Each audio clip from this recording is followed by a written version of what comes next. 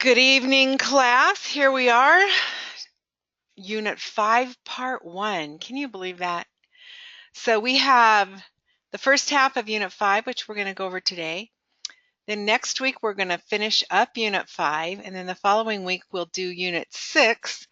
And the week after that, your final exams are due. So I want to take a quick look. Hopefully, you guys have your syllabus nearby. And make sure that everybody has a very clear understanding about the final exam. So here we are, November. We've got Unit 5, Part 1. Then next week, Unit 5, Part 2. The following week, all of Unit 6, all in 1 week. And then on your final exam, you're going to actually be taking 3 different exams. All right, so you're going to redo Comprehensive Practice Exam A. You're going to do all of Comprehensive Practice Exam B, and then you're also going to do Comprehensive Practice Exam, which that's not exactly what it's called, in the HR certification.moodle.school classroom. So you'll have actually 3 exams that you need to complete. Now, the interesting part about all this is we have a holiday weekend, or entire week that week. So your actual final exam is not due until the week after Thanksgiving. Okay, so Thanksgiving is on November 23rd. So our last night together is November 16th. Thanksgiving is November 23rd. Your final exam is due on the 30th of November. Okay? So any questions about that?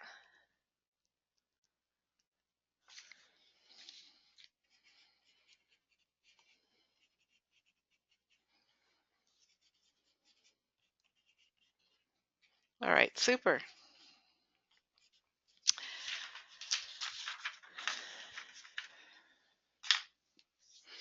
All right, any questions? Oh, here come the questions. Good, awesome. Oh, all right, let me go down here. So Amanda says, do we take the final over and over till we pass? Yes. How do you like that? When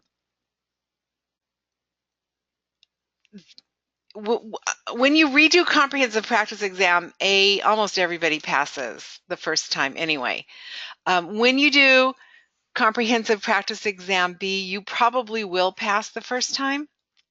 But if you don't, you want to keep taking it until you get at least 80% or 90% actually would be better for you.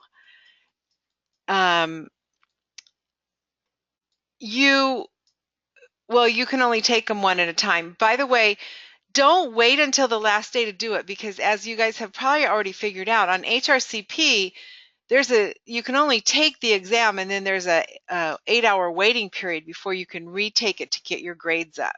All right. Now, this isn't a graded class. Don't forget that.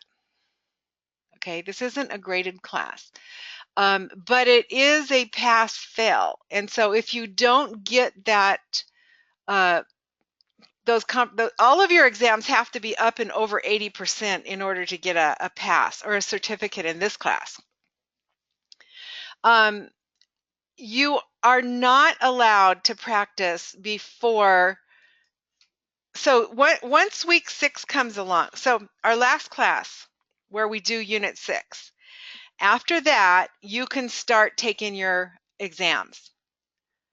Okay, so anything that's dated, and I can see the dates on there. So anything that's dated after November 16th is actually, you can be turning those in. So you are allowed to literally take all of your final exams and your Unit 6 exam any time during that 2 weeks. It's just after, if you turn in your exams after that date, then it's too late. That's your final date. That's your last date to complete your exams. Did that answer your question, Inshira?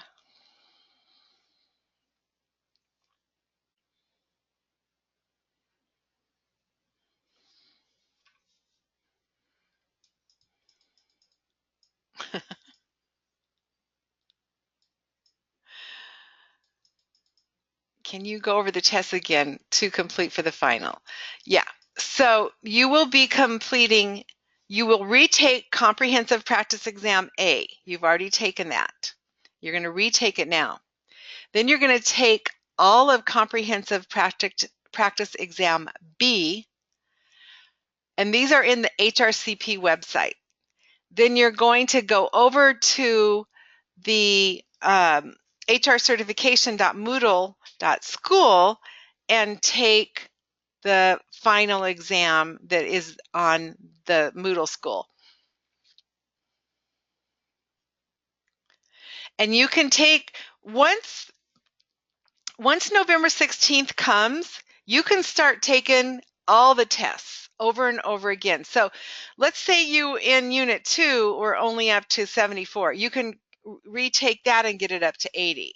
So you have 2 weeks to just sort of cram in your brain, repeatedly taking the practice exams over and over again until you've got them up to a score. You know, prior to this, we didn't want you memorizing anything. At this point, if you don't have this breadth of knowledge, then the next thing to do is to memorize.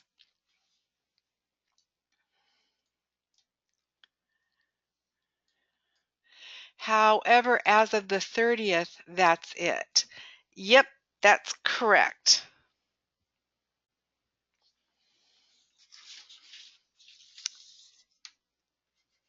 And by the way, that is November 30th. Did I say November 30th or did I say December 30th? It is November 30th.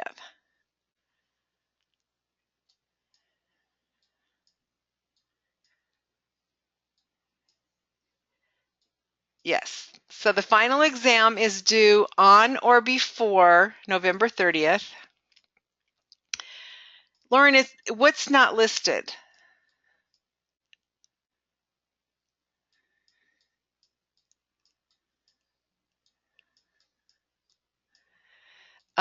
And while we're waiting for Lauren to say what's not listed, Amanda asks, how close are the practice exams to actual questions on the real test?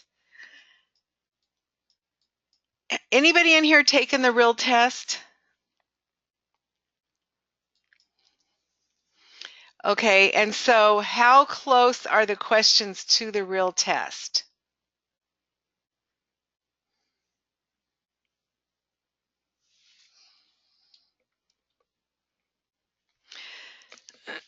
So while I'm waiting for Inshira to give us that answer, oh, okay. So Inshira says, I feel these questions are a lot clearer and slightly easier.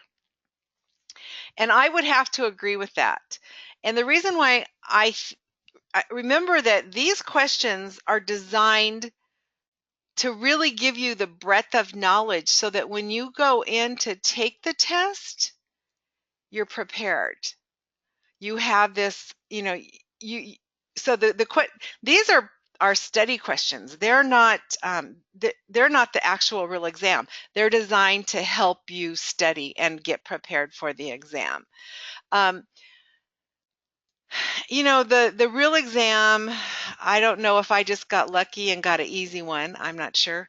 But the real exam to me was fairly straightforward. And I took both of them. I took the PHR when I was really younger, very new to human resources, no education at all, no, not even an undergraduate degree, but I studied my brains out. I got 100. I did my practice exams until I got 100. Oh, and by the way, I was widowed with 2 kids, working 3 jobs and going to college for my undergraduate degree. Plus, I was a HR manager. And so that was difficult. Okay, the PHR for me was difficult, but you have to understand where I was at the time. And you have to get a score of 500. I got 504. And do you think I cared one bit? I would have been happy with 500 and a half, right? So I got 504. So to me, it was really difficult, but that's where I was at that time in my life. Then fast forward 15 years later, I have now a master's degree in human resources. I've been an executive. I've been everything from an admin to a vice president in human resources. And I take the SPHR exam, and it was kind of a piece of cake. So a lot of this, as far as how difficult these questions are going to be for you, a lot of this is really depending on where you're at, in your career and in your studying as well as in, so, I mean, if somebody has a master, anybody else, who has a master's degree in human resources in here? If you have a master's degree in HR and you have recently received it, honestly, this exam should really be easy for you because you've spent 2 years preparing for it.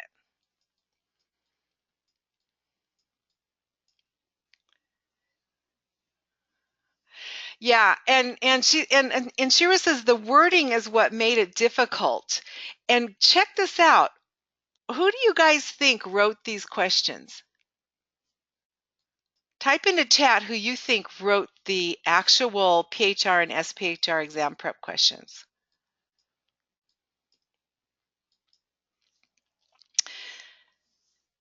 These are HR managers.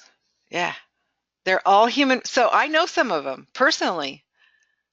They're people. What happens is HRCI calls in people who are already certified and asks them to create 5 test questions.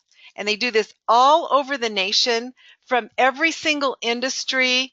Honestly, from, it could be somebody from Maine, somebody from Virginia, somebody from California, somebody from Puerto Rico. You could have people, Hawaii, honestly, every state in the nation. And these guys come together and they put together what we call a test bank. Okay, it's a test bank. And so that's why you get those additional 25 questions on the test that you are not graded for, because what's happening is HRCI is, hold on a second. Okay, we're good.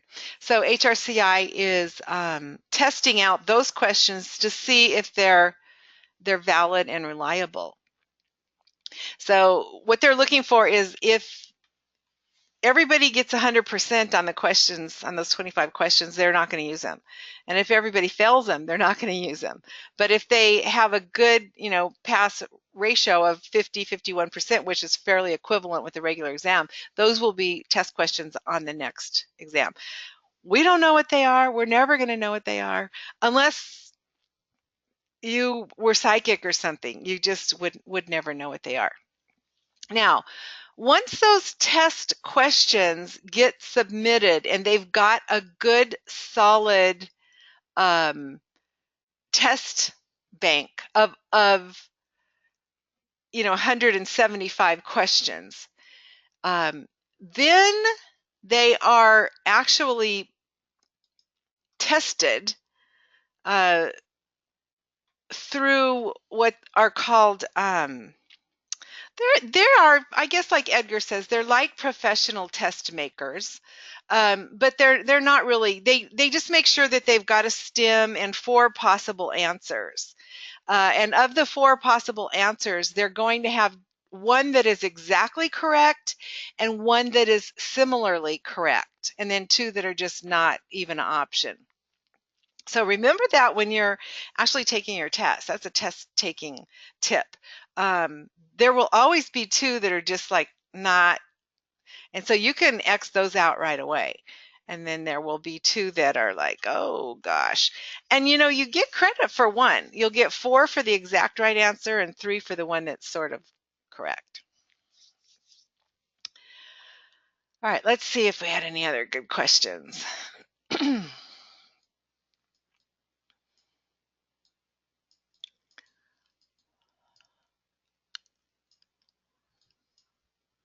Yeah.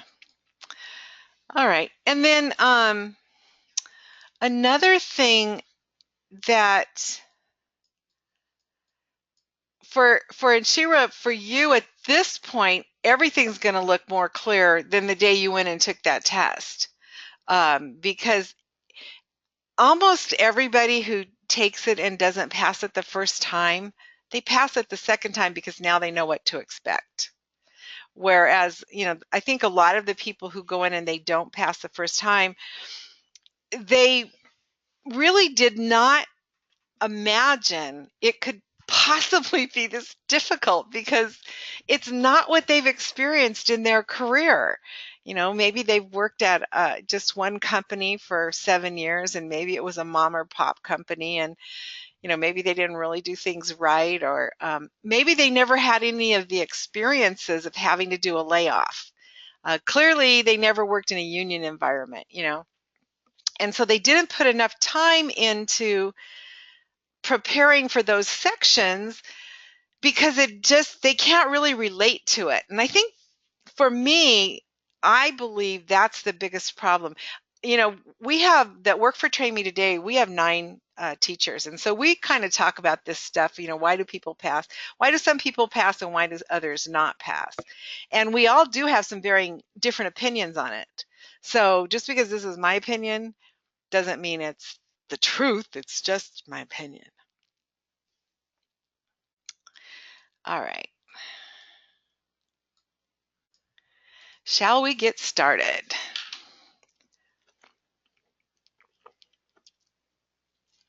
You guys got your fingers ready? I can hear your knuckles cracking already.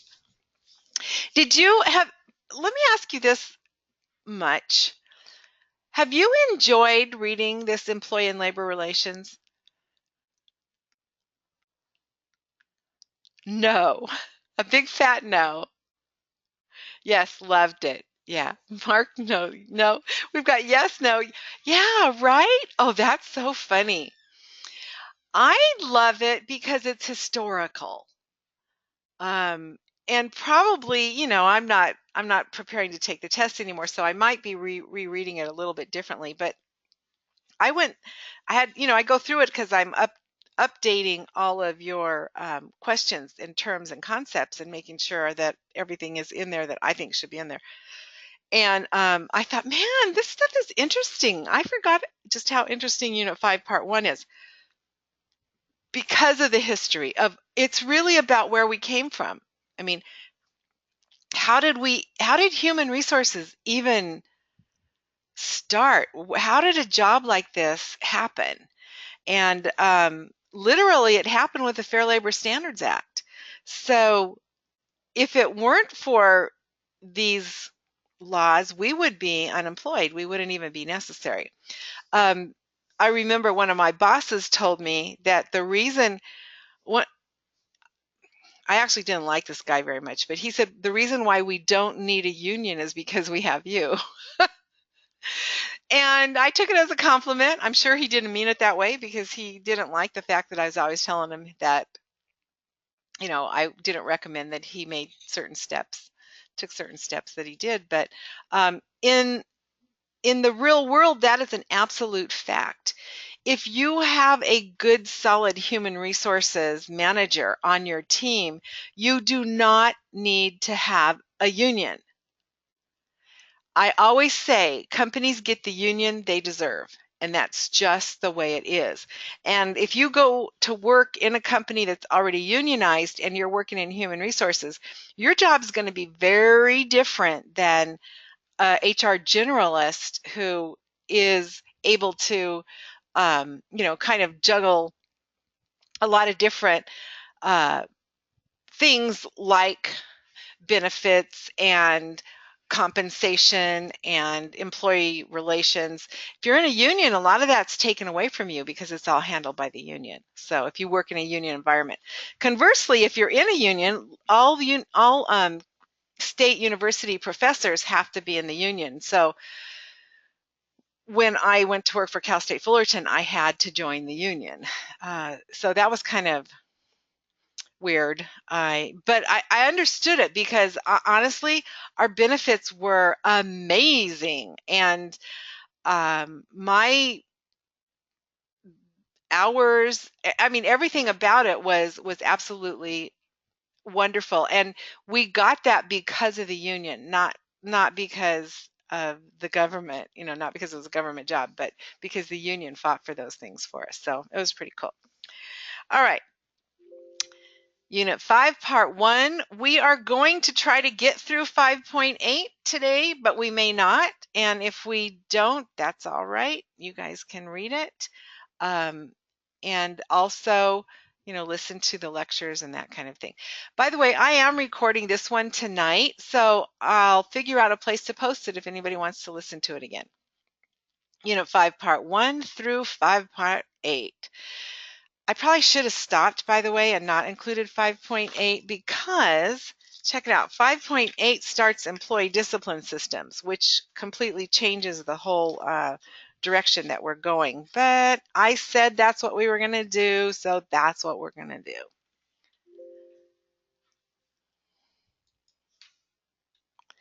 All right, I hear your knuckles cracking. Are we ready? The working relationship between the employer and the employees, encompassing the rights of each party, how decisions are made, and how problems are resolved. What are? Yeah, very good. Of course. Very nice. What are employee relations, or what is employee relations, however you want to look at it? Enacted by Congress in 1935 to protect the rights of employees and employers, to encourage collective bargaining, and to curtail certain private sector labor and management practices which can harm the general welfare of workers, businesses, and the U.S. economy. What is?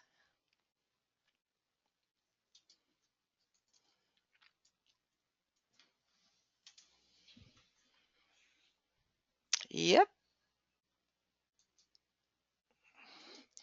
And so we're talking about the National Labor Relations Act. However, I should say NLRA. The NLRA is also known as the Wagner Act.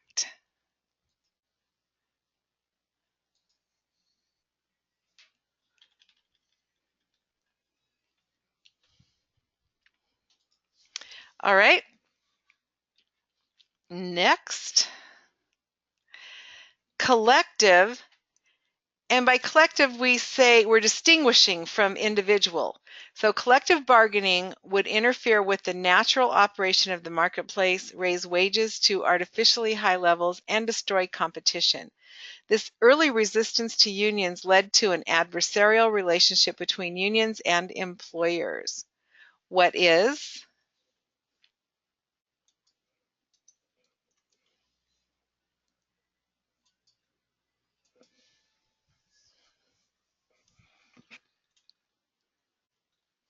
Yeah, very good.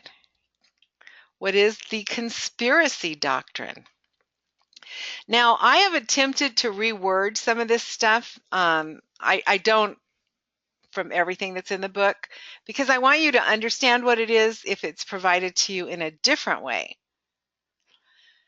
An anti-union weapon. This is a judicial order that restrains a person from beginning or continuing an action threatening or invading the legal right of another, or that compels a person to carry out a certain act, for example, to make restitution. Yeah, very good. Very nice. You guys jumped on that one. What is an injunction? What is a court injunction? An election that is held to determine whether the workers want to be represented by a union.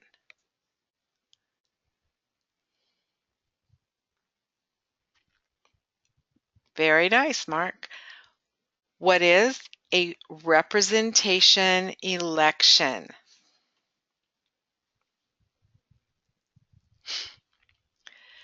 A collection of federal and state government laws that regulate the conduct and organization of business corporations, generally to promote fair competition for the benefit of consumers.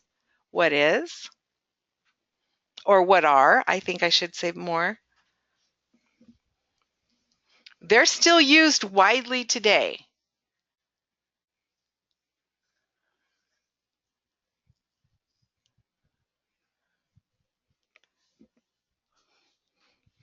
Yeah, you got it. Antitrust statutes. Antitrust statutes. The first measure passed by the U.S. Congress in 1890 to prohibit trusts and outlawed monopolistic business practices. What is the, Sherman Antitrust.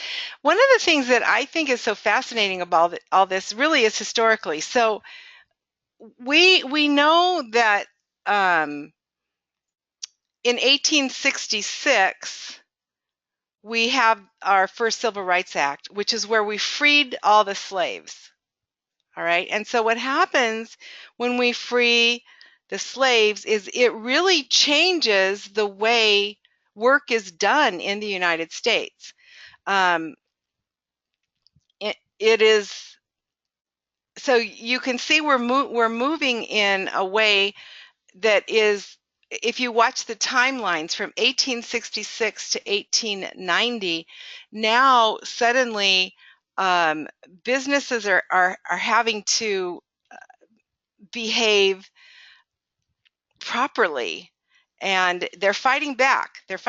So there's a couple of videos, and sometimes I wish we had more time in class to go through these videos, but there's a couple of videos on YouTube that you can watch that literally are sort of simulations of what was going on back then, the fighting and the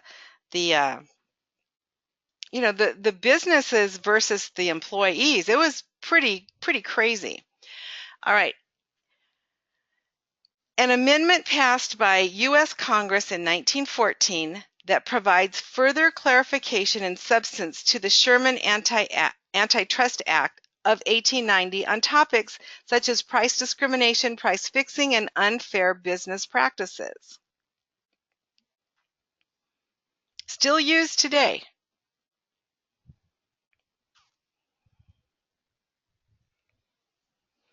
What is the? Yep, very good. Yeah. So we've got the Sherman Antitrust Act, and now we've got the Clayton.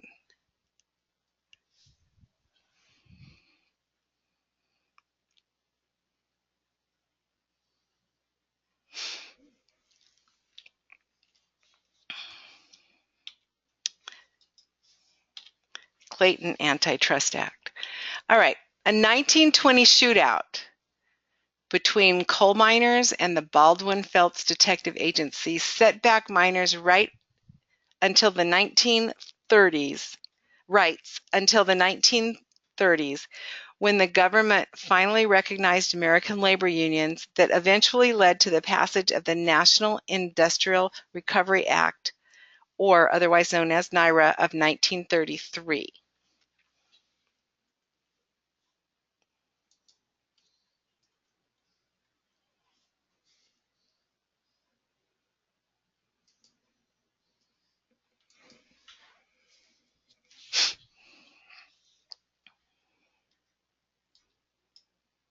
Yeah, very good. The Mattawan Massacre. There's actually a movie called Mattawan that would be, interesting for you guys if you have a a couple of extra minutes out of your busy study schedule.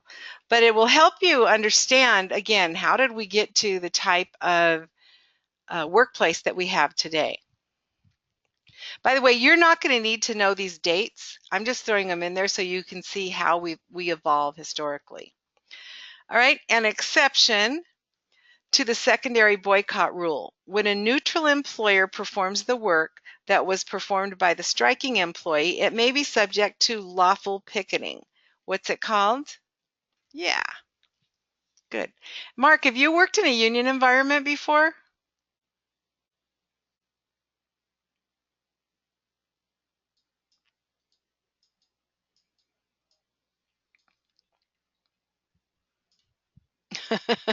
Never want to. It's just because you're jumping on these really fast. And so it may be of some interest to you, which is why I was asking that question. All right, a group of workers that form an appropriate entity for collective bargaining. They're called a what?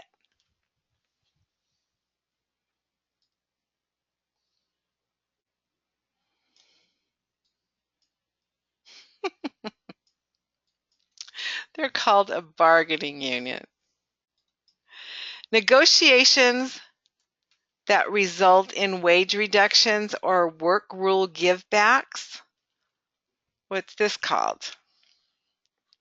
Negotiations that result in wage reductions or work rule givebacks. What's this called?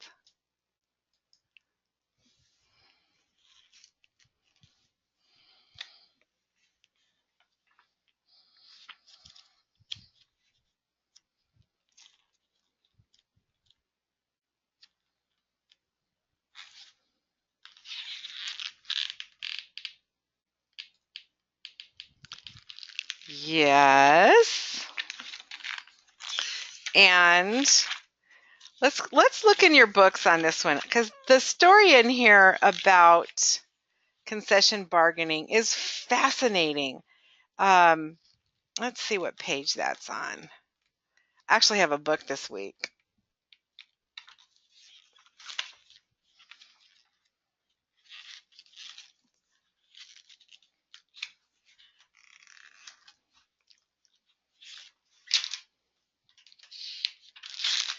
Concession bargaining must be on page 56. Oh, thank you, Andrea.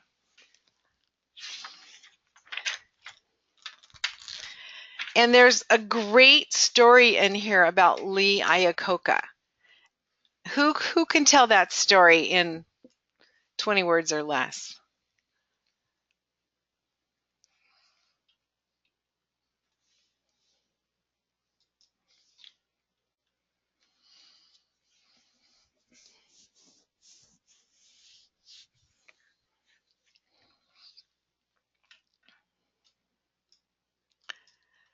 You definitely need to know this story about Lee Iacocca. And I can literally see a question on the exam when it talks about Chrysler Corporation and concession bargaining. Yes, all of the employees agreed to reduce their wages, and he took, instead of being $1 million executive, he took $1 as his salary in order to save the company. All right, very good. That was a great example of concession bargaining. Methods of resolving disagreements without litigation, including negotiation, mediation, binding arbitration, and rent-a-judge services. What is?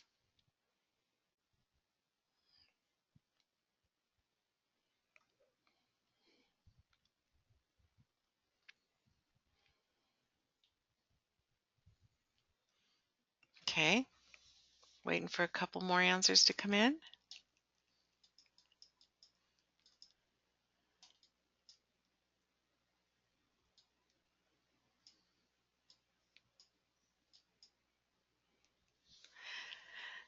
These are called alternative dispute resolutions.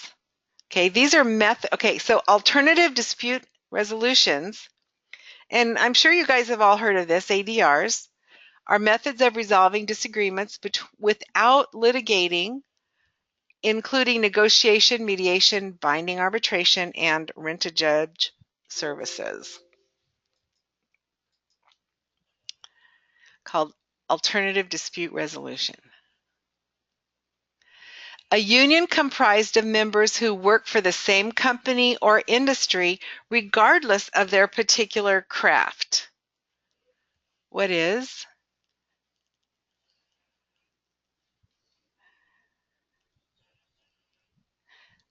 I'm looking for industrial unions. Industrial unions. Why did you answer craft unions, Mark?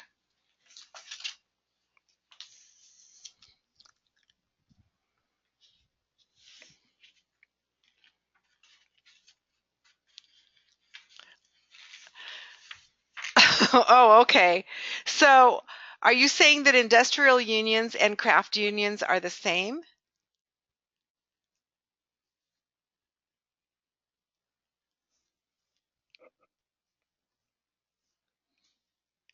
Oh, okay. Yeah, I've never heard the term, but there, it's weird when you start looking this stuff up on Google. A lot of times there are terms that, in fact, um, there are some terms that I wouldn't use for certain things, but when I get to one particular question, I'll tell you some other terms that, we don't really use in an academic situation, but yeah, they're out there. All right. Honestly. An agreement that requires an employer to cease doing business with a non-union company. These agreements are illegal.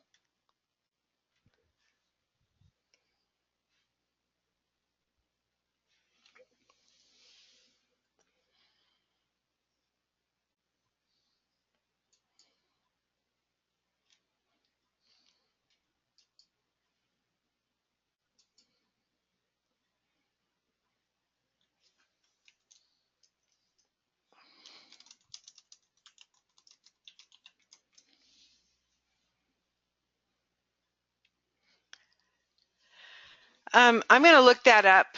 Let's answer this question. Yeah, they're called hot cargo clauses. Okay. Let's go back to the question. Let's go up. So, because it got brought up, I want to answer it. So here we're describing a union comprised of members who work for the same company or industry regardless of their particular crafts. That's an industrial union. A craft union is people who actually all do the same craft. So they are different. Now, I don't think they're the same. I think that, and in fact, I do kind of remember reading about this today when I was going through and preparing for the class. And so let's try to get through all of this. Well, no, you know what? Let's look it up. Let's just look it up and see what the book says about it. A, B, C, D, industrial. Industrial unions are on page 17. So we're flipping around a little bit here. On page 17.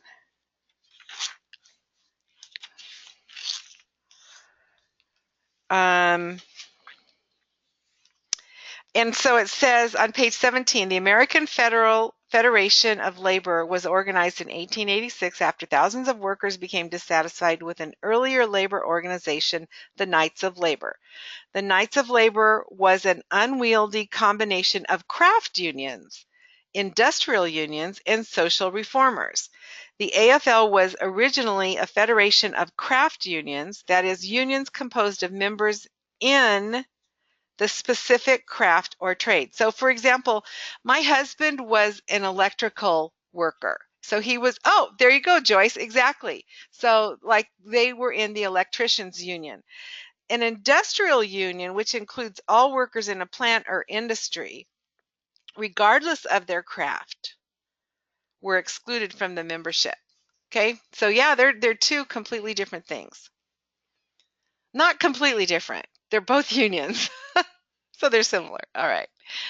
A work-related complaint or formal dispute that is brought to the attention of management is called a what?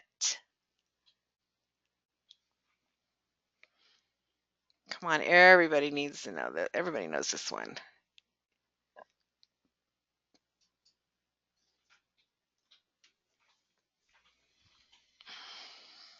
A grievance. The requirement that both parties meet and make offers and counterproposals in an effort to reach an agreement. What is? Very good.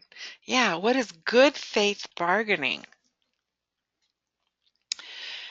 An NLRB election is barred because the initial year following certification of the union has not lapsed. What is this? What are we talking about here?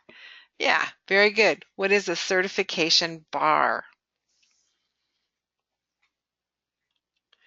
A refusal to work by a group of employees is called a what?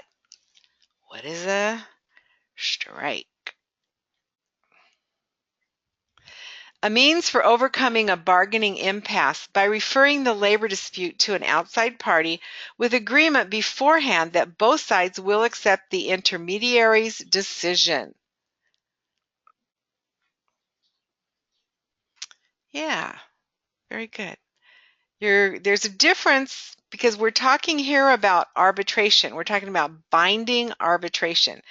So with binding arbitration, we're already at an impasse. So we bring somebody in to somebody who has no skin in the game with the agreement that when we're all done, whatever this person says, whatever this arbitrator says, we are going to accept their decision, period, which is different than mediation. A decision-making process that uses two-party bargaining agreements.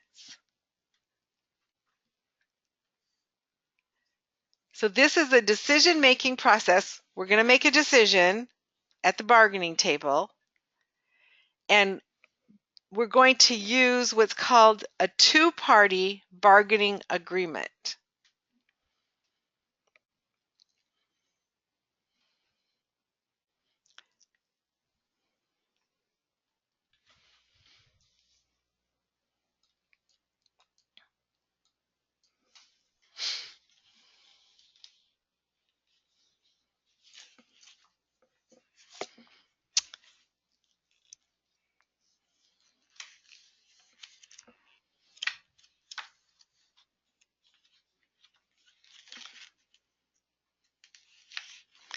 Is everybody stuck on this one?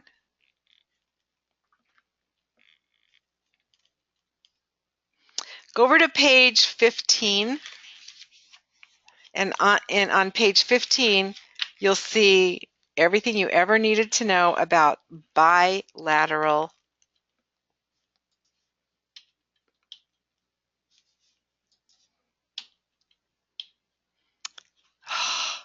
bilateral decision making. Okay, over on page 15.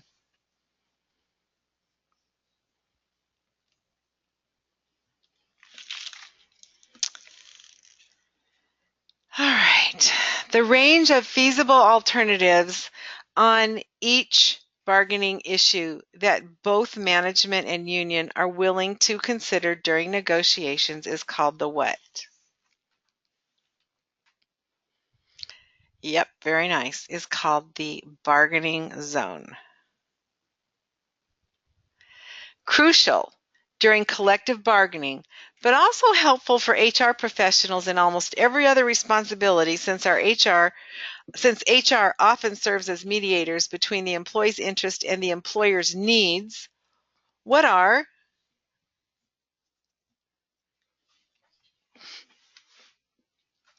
This is something that we have to have in HR. We need to get really good at it.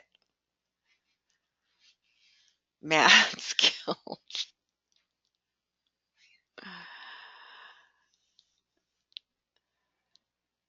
Okay, let me back up. You need it with your kindergartner, or at least your second grader. Negotiation skills, yay, right? So it's the exact same thing with collective bargaining. We need negotiation skills. All right. A provision that allows union dues to be paid directly to the union by the company's payroll office if a member signs an affidavit agreeing to a payroll deduction.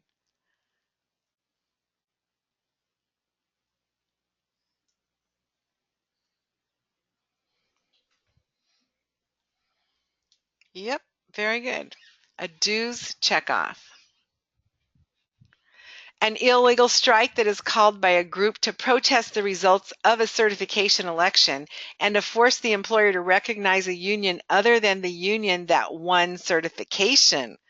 Ooh, that would be nasty.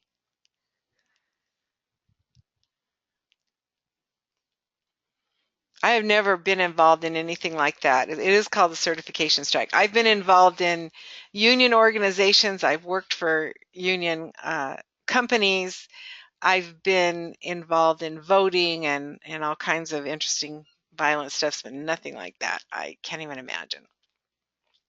A union security provision that an employer hire only union members, illegal except in the construction industry.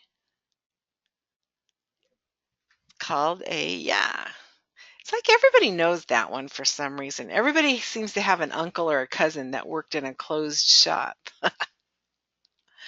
When an employer, upon learning that the employee has petitioned for a representation election, consent to an election, and agrees to a date.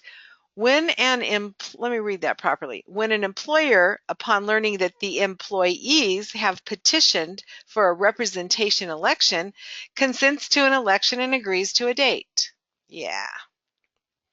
Baby question. What is a consent election? A union-initiated public boycott of an employer's goods or services. What is?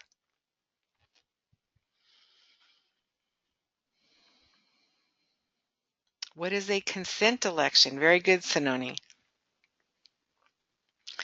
Consumer. Oh, did I say that wrong? I said consent election. Sorry. My brain is moving faster than my mouth is. What is consumer picketing?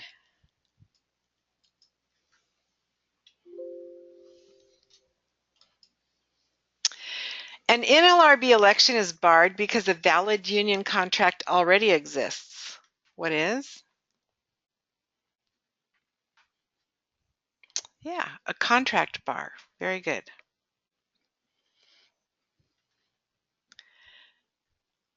A union security provision requiring both union members and non-members to pay dues to the union is called an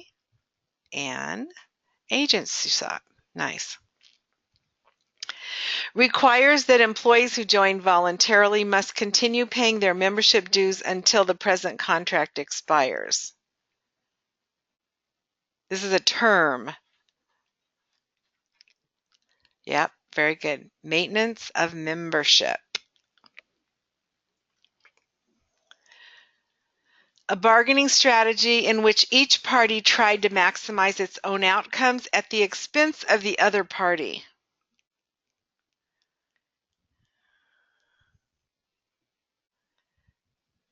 Very nice. Distributive bargaining.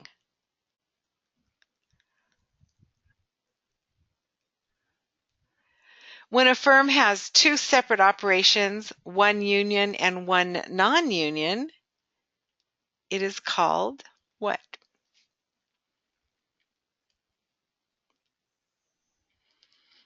Every firm that I worked in did this.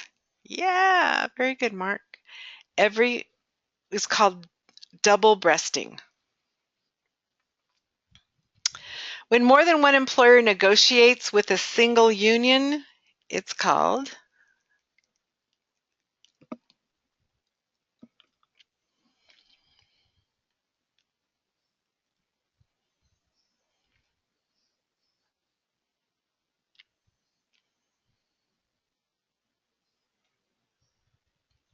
Yeah, it's called coalition bargaining. They're coaligning. A powerful federation of labor that represents about 80% of all union workers, all unionized workers. What is the AFL-CIO? A federation of labor unions representing more than 5.5 million working men and women formed because of their dissatisfaction with the AFL-CIO. Who is Change to Win? You know, when I first started teaching these classes, I had never heard of them before Change to Win, and I'd been in union environments for years. But one of my students was working for, it was a nonprofit in downtown Los Angeles, and they were a Change to Win organization. So she was an HR director at a Change to Win company. She could really give us some great, super valuable information about her experience. I'm hoping Lauren will share a little bit with us tonight if we can get through all of this about what's going on with her experience in the union too. All right, an informal process of agreement used by the National Labor Relations Board or the Federal Mediation and Conciliation Service to resolve industrial disputes. This is not the first time you've heard this word. We've talked about this before in Unit 4.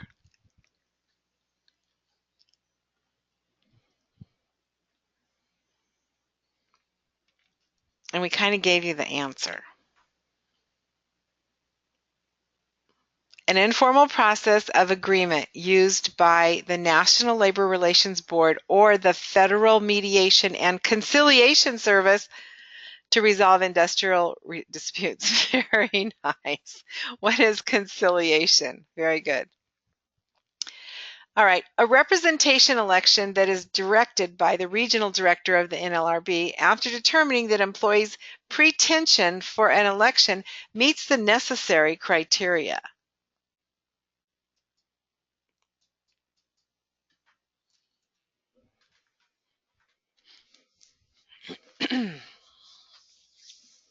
A representation election that is directed by the regional director of the NLRB after determining that employees' pretension for an election meets the necessary criteria.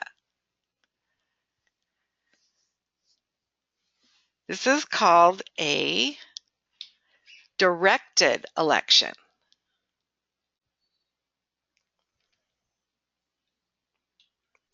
A bargaining strategy in which both parties work together cooperatively to achieve the best outcome for both. Yes, very nice. Integrative. What is integrative bargaining?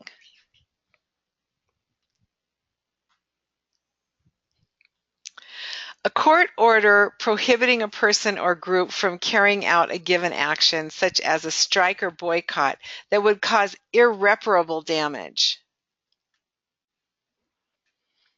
We've already had this term once before. Yes, very good. Yeah, I put it in here in two different ways because I really want you guys to understand what an injunction is. A large number of individuals parading in front of a company to advertise their labor dispute.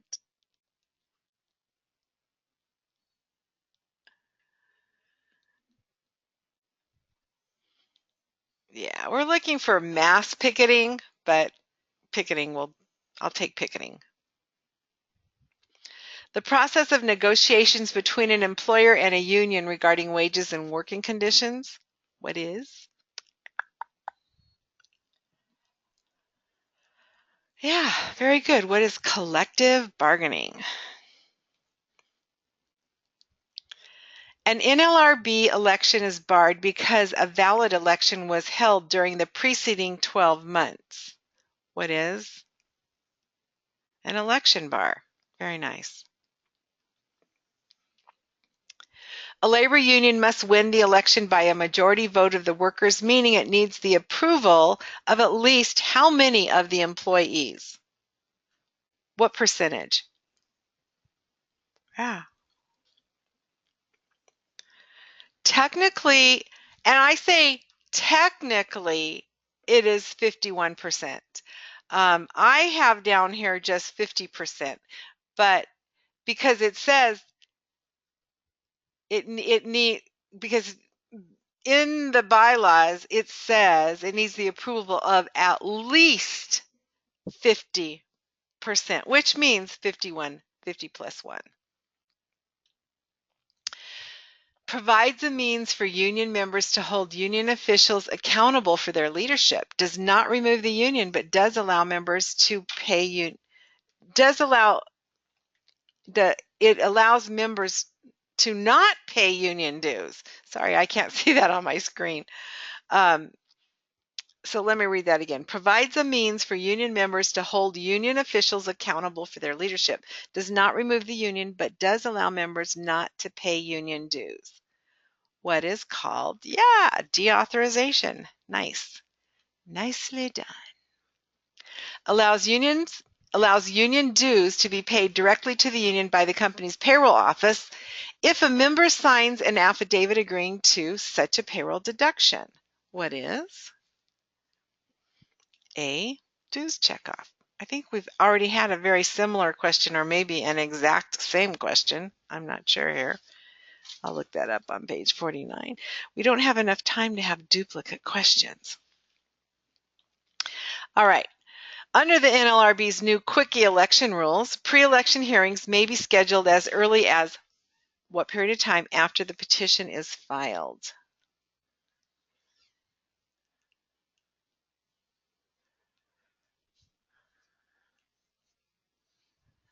Well, I think we probably better look this up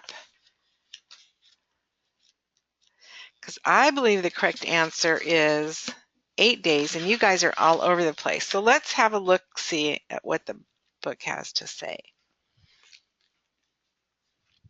I think it's towards the back of what we were working on today.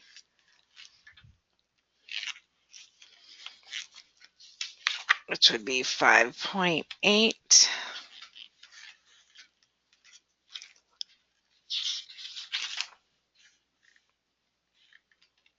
Nope. I went way past in the book. Anybody got it? I know it was a very short amount of time.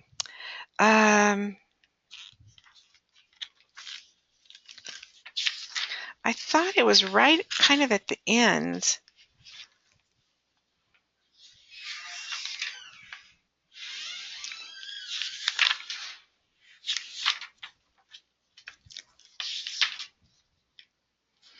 I believe the answer is 8 days, but I really don't want to leave it here. If we can't find the evidence, because you know how I am about evidence. I like to have my evidence, but I'm not really sure how we would look it up. I have all the questions are highlighted, so it shouldn't be that difficult for me to find here. In my book, they're all highlighted. Bet you guys would like to have my book, huh? No. Shoot. Back one, is it on page 23 at the bottom? Let's take a look. Page 23, election campaign. There we go. Yeah. Thank you so much for that. Let's see, representation elections as well. Who's authorized? Under the NLRB's new quickie rule, pre-election hearings may be scheduled as early as 8 days after the petition is filed. Yeah, so yay, okay. So yeah, that is correct. So the answer to the question is 8 days. Thank you. All right, established by Congress through the Wagner Act to protect the right of employees, employers, unions, and the general public, conducts representation elections and resolves unfair labor practices. Who is? Yes, NLRB, exactly. Very good. The first step is to get at least how many of these workers in a company to sign authorization cards calling for a union to represent them.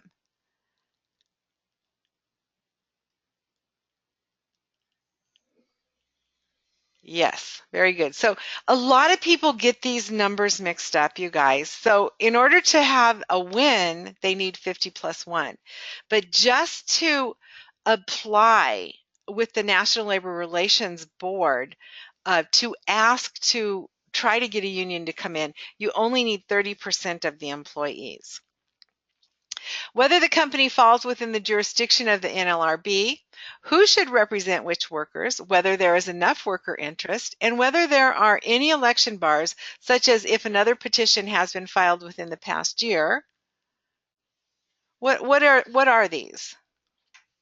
What are we talking about here?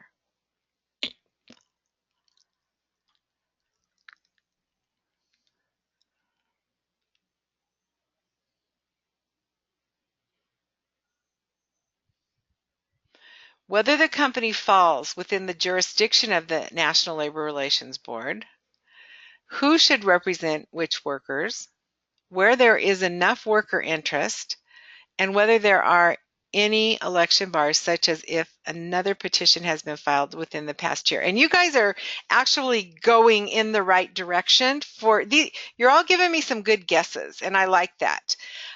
Because essentially what I'm asking for are issues that the National Labor Relations Board will look into after 30% of the employees express an interest in unionizing. So while these aren't necessarily requirements, these are the things that the NLRB are going to actually take a look at and determine whether or not we're going to support a union organization with this particular group of people.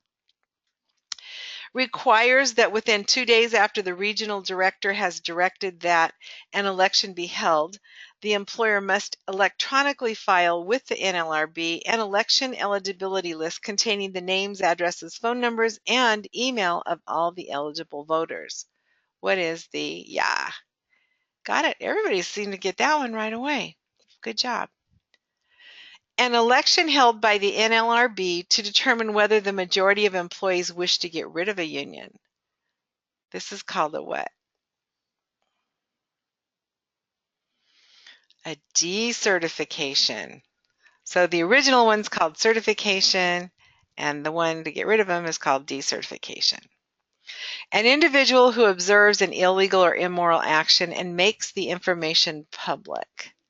What is? A whistleblower. Very good. A union security provision that all employees must belong to the union. If new employees are not members, they are required to join, usually within 30 days.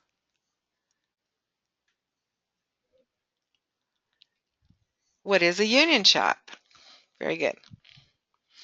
A provision granted by Section 14B of the Taft-Hartley Act that allows states to forbid union shops, thus making union membership an optional rather than a mandatory requirement to hold a job. These are called, very good. Is California one of these? No. No, we are not. A lot of people get that term really confused too. Employees who do not have sufficient support among their coworkers to create an organized union can form a what to gather sufficient support to eventually win a representation election. Nice job. Very good. Yep.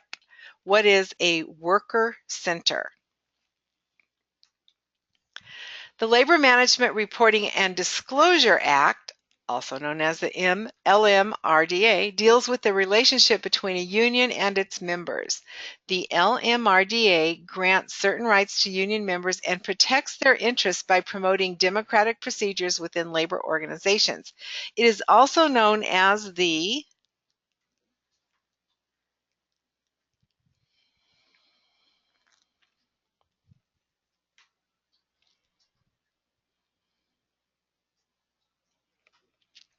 You're getting warm, Joyce. It's not the Taft-Hartley.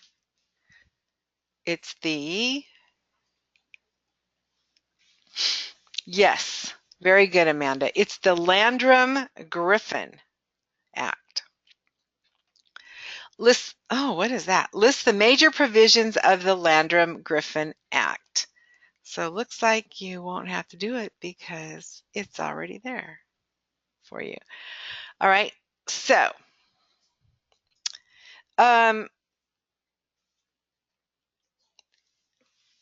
under Landrum Griffin, things were changing rapidly. So here we've got, it changes things so that state courts and state labor relations boards now have complete jurisdiction over any type of a labor relations case that is declined by the National Labor Relations Board. Okay. Secondary boycott prohibitions were tightened and hot cargo agreements were outlawed. Unlawful for a union to picket for recognition or organizational purposes in certain circumstances. Pre-hire and 7-day union shop contracts were legalized for the construction industry only. Permanently replaced economic strikers were given the right to vote in representation elections within 1 year of the beginning of the strike. The non-communist affidavit provisions were repealed. The board was authorized to delegate most of its authority. The board was authorized to delegate most of its authority to define bargaining units and to direct elections to its regional directors subject to discretionary review.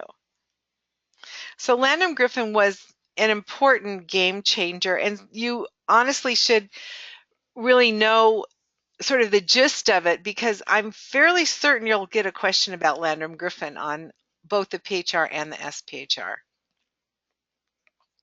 All right, Federal Anti-Injunction Act, a law passed in 1932 to encourage the formation of labor unions by neutralizing the differential power between employees and employers, was called the what? Yeah, very good. Yep, very good. Norris-LaGuardia Act. A person who works despite an ongoing strike, usually individuals who are not employed by the company prior to the trade union dispute, but rather hired after or during the strike to keep the organization running, is called a what?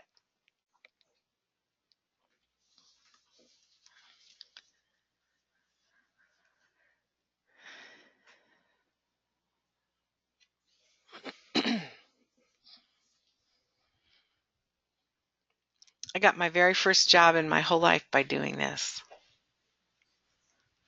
Yeah, called strike breakers. There's also a lot of other really bad words for them, but we're going to use the words strike breakers. When a union tries to get union members hired at non-union firms in an effort to organize the other employees, what's this called? Yeah, very good. This is called salting. A worker organization which is started or influenced by an employer and is therefore not an independent trade union is called a employer-controlled union. It's just called a company union, but it is pretty much controlled by the employer. A National Labor Relations Board election is barred because a prior election petition was withdrawn by the requesting party within the past 6 months.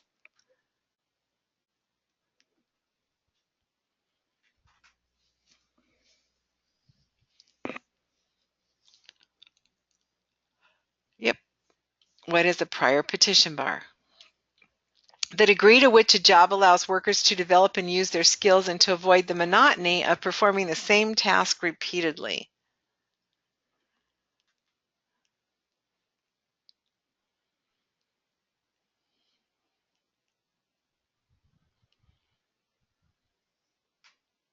We've actually had this exact same question in a completely different unit. And it seems kind of random in this particular unit, but it does have to do with employee and labor relations. This is called skill variety, and where it comes to play with employee relations is that it allows workers to develop and use their skills to avoid monotony of performing the same task repeatedly. changing a job to make it significantly different in terms of the amount of variety, autonomy, and responsibility for the job. It involves a significant change in the content of the job rather than just making it more of the same. Again, you can see now how these units begin to build on each other and they begin to tie each other together. So we call this job enrichment. I'm sure you guys remember that from prior units. National Labor Relations Act, a law passed in 1925 to establish the legal right for labor unions to exist. It's also known as the Wagner Act. Very nice. Very nice. An action by secondary unions in support of a strike by a primary union that needs help.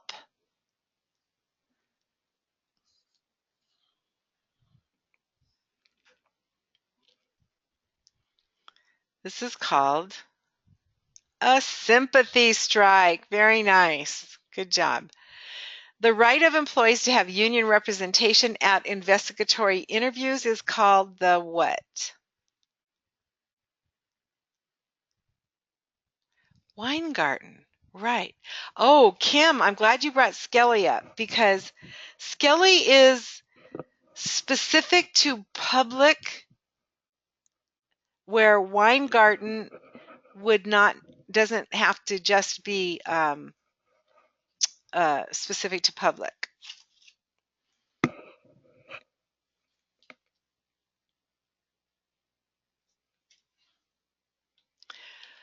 When employees strike an employer that shares its premises with another employer, the union's picket signs must clearly indicate which employer they are striking. This is called sinusitis picketing. No, not really. It's called common situs picketing. Sinusitis, I like that term. Nobody's laughing. A statement employees were required to sign in which they agreed to not join a union. Yeah, it's called a yellow dog. Some of these things you just have to memorize because if I even told you how I memorized yellow dog, I would be in trouble. All right, yellow dog contracts.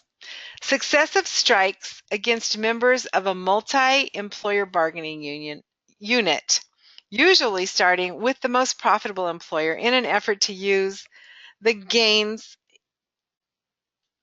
obtained from one employer as leverage against the other is called whipsawing.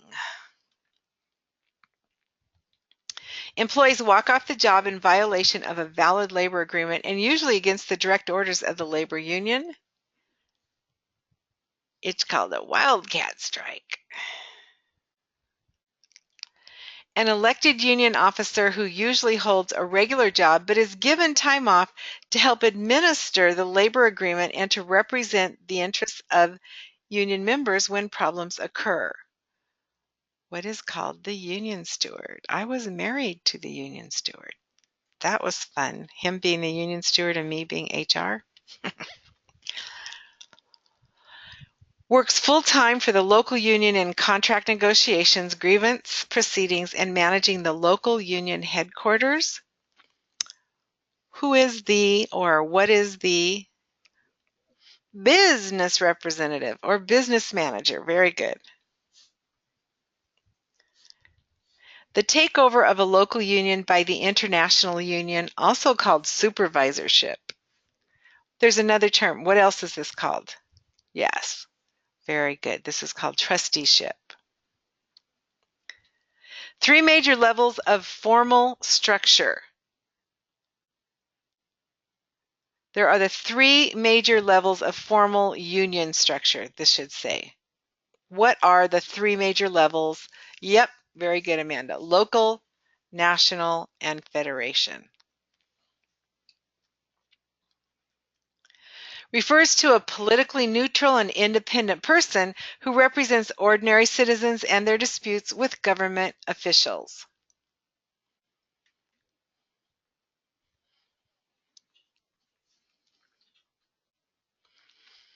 This is a term that should be used for human resources people. It is one of our competencies. In this particular sentence, we're not using it in that way. So this is somebody who is neutral and independent, and they represent the average employee in their disputes with management. They are called ombudsmen. Yay, Edgar, you were jumping in there, finally getting close. All right, ombudsman. 1, improve workers' attitudes toward the employer, and 2, decrease their interest in the union. What are these? These are typical things to do when you want to. Yeah, ways to stop from being unionized. Very good. Very good. Strategies for maintaining non-union status. What are some of the good faith requirements? What are some of the good faith requirements?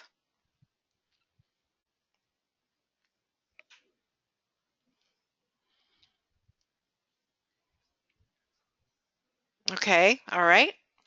So we've got duty to provide relevant information, limitations to the duty to disclose, unlawful circumvention, and notice requirements. All right, these are and all of the details that you guys put in there are all a part of this process. What are causes of grievances? Why do employees have grievances? Working conditions. Yep, what else? Wages, wage disputes, unhappy with pay. Yeah, supervisors, probably the biggest reason right there.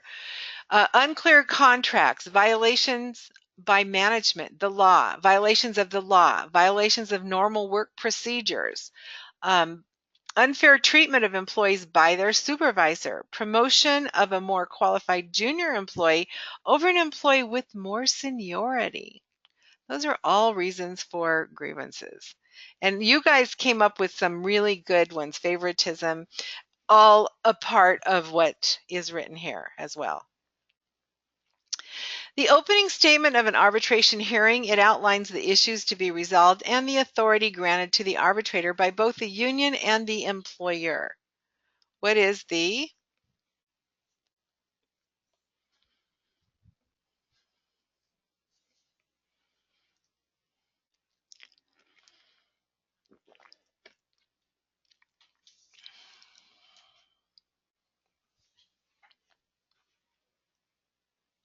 This is the opening statement of an arbitration hearing. It outlines the issues to be resolved and the authority granted to the arbitrator by both the union and the employer. It's called the... Yes, Joyce, good job. It is called the submission agreement. The submission agreement. Employees report to work but do not work or accomplish anything. What is this called?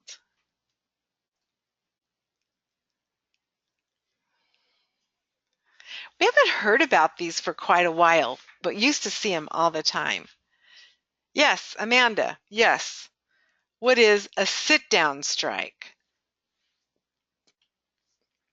Two entities, if they have common management, common labor relations policies, or common equipment and machinery, can be subject to strikes and picketing as a what? Yeah. So two entities, if they have common management, common labor relations policies, or common equipment and machinery, can be subject to strikes and picketing as a single employer. The employer closes the doors of the company and refuses to allow the employees to work. What's this called? A lockout. I've never been involved in one of those either. Heard of them, but never actually seen it happen. The practice of requiring employers to hire extra workers who are not needed. This is called feather bedding. Very good. The working relationship between the employer and the employees, encompassing the rights of each party, how decisions are made, and how problems are resolved, but involves a union. This is the difference between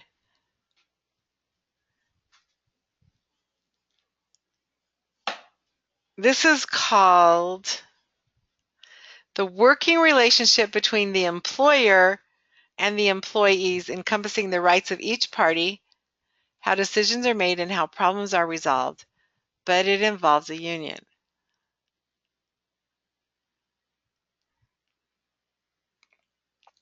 All right. Employee relations is the working relationship between the employer and the employees, encompassing the rights of each party, how decisions are made, and how problems are resolved. When it involves a union, what's it called?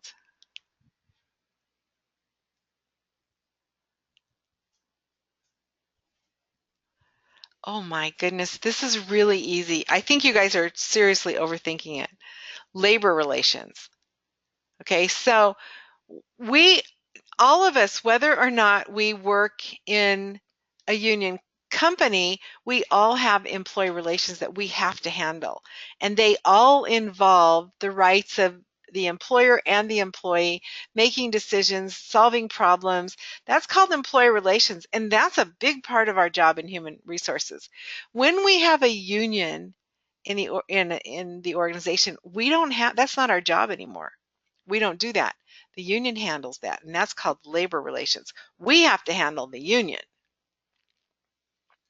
Protects employers from problem employees and helps employees who are willing to accept help.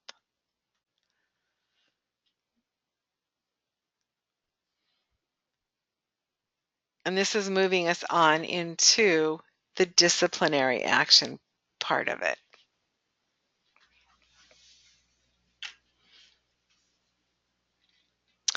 All right, let's wrap this up now.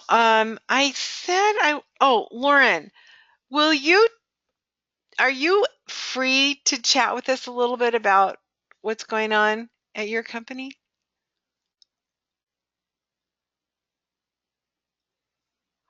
I know, but weren't you, I'm sorry, maybe I'm getting you confused with somebody. Were you having a union organization going on? Okay, no, one of my students was having a union organization happening, and apparently whoever it was is not here. And, oh, you know what? I bet she was in my California class. Yeah, and it was really it's very interesting to listen to her side of it, from HR when she got notified, how they found out about it, and all that was very fascinating to actually hear one of the students talk about what it's like to be the human resources manager when it begins to happen. So, all right. Well, thank you, everyone, and you are free to go.